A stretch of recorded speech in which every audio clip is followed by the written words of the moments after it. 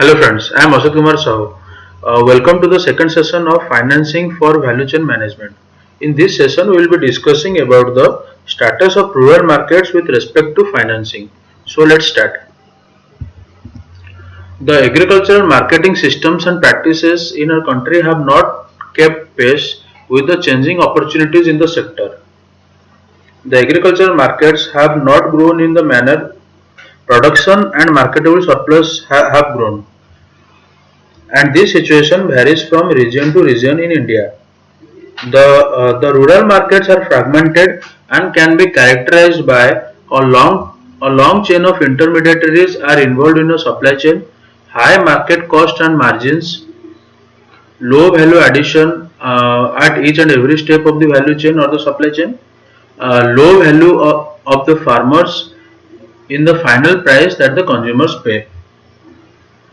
And it is observed that the product changes hands minimum for 4 times without any real value addition.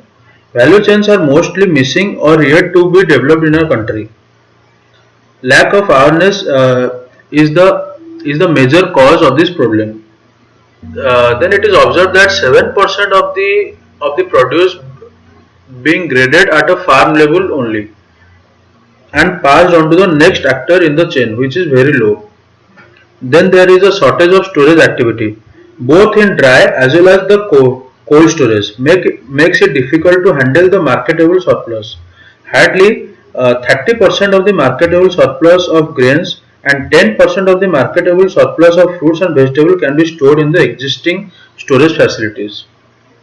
Financing in rural India is through both formal and informal agencies. Formal agencies are cooperatives, commercial banks, regional or rural banks, and non-banking financial institutions, which we call MFI, microfinance institution. In the informal channel, there are agents like moneylenders, traders, landlords, relatives, and friends. Almost 60% of the financing is done by the formal channel, whereas still 40% is handled by the informal agencies. Then farmers with small land holding constitutes 85% of the total farmers in the country. Uh, Farmers with small land holdings means the farmer having a cultivable land less than 2 hectares, but but their share in financing from the formal agencies is only 42%. This low share is mainly due to the higher cost of lending, higher risk of default, and absence of collateral to secure the loan. The NABARD, which stands for National Bank for Agriculture and Rural Development, has been supporting FPOs, Farmer Producer Organization, in processing and marketing of the commodities so as to strengthen the agricultural value chain. So next we will be discussing about who needs this finance in the rural India. From small farmers with small land holdings to agro processing units to infrastructure projects and research and development, all activities in the rural sectors are in the need of the finance. Therefore, rural financing has been categorized into four broad types. The first one is the needs of producers, farmers, and entrepreneurs. The primary reason for the need of finance is to expand production or diversify the range of products. They are mostly small farmers or village entrepreneurs who need finances for purchasing farm inputs like seeds, fertilizers, farm equipments, machinery for processing, packaging, transport, etc. And second, the transaction between the value chain actors. Here the focus is on the relationships and the associations between different value chain actors. Farming essentially means a sequence of interlinked activities starting from inputs like seeds, fertilizers to mechanization requirement, processing and storage to finally the dining table of the consumer. Financial institutions have crafted specific financial instrument to strengthen these linkages between the actors of the value chain. Then the rural infrastructure or the projects. Every value chain requires some basic infrastructure uh, like warehousing, cold storage, dry storage, rural transport systems, irrigation systems, sanitation, water supply, electricity, etc. All often the value chain actors would require a large amount of financing to fund these costly infrastructure projects. Then the finance is also required for research and development also. For gaining a competitive advantage and development of the business, it is essential that continuous research and development work is undertaken. This helps in new knowledge creation and technology development, which would help improve efficiency and productivity.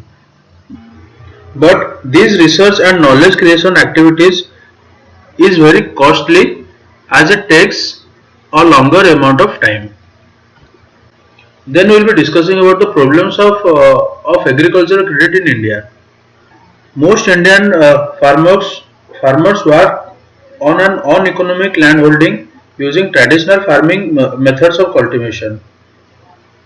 He is constantly exposed to the risk of varied types like poor agricultural output, lack of rains, pest, poor quality seeds, etc. Due to these reasons, an average Indian farmer is almost always in a debt.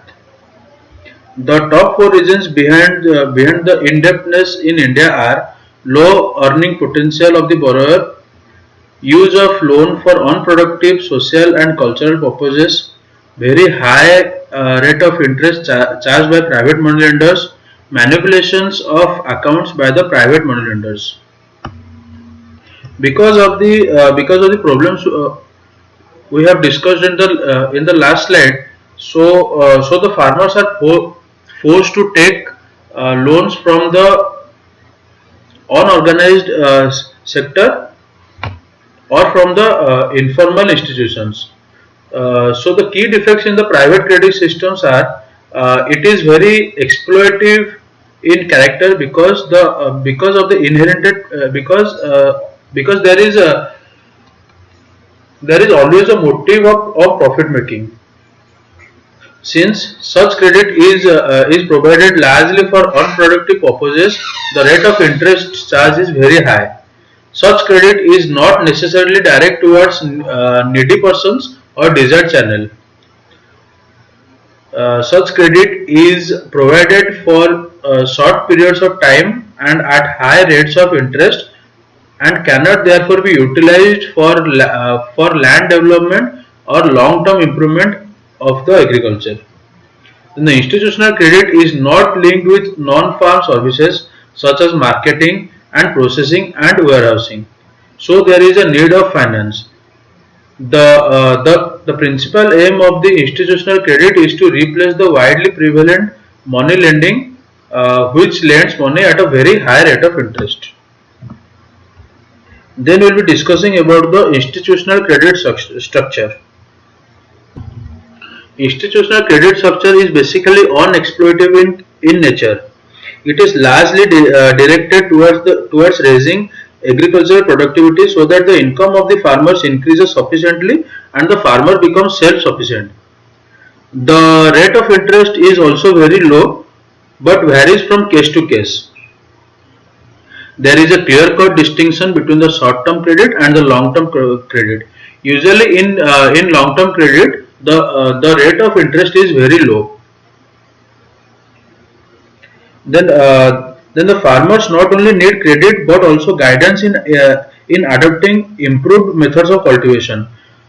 These sometimes this institutional credit system also provide training and link the farmers directly to the market. So in the next session we will be discussing about the financial instruments for the rural sectors. Thank you. Till then, bye bye. Take care.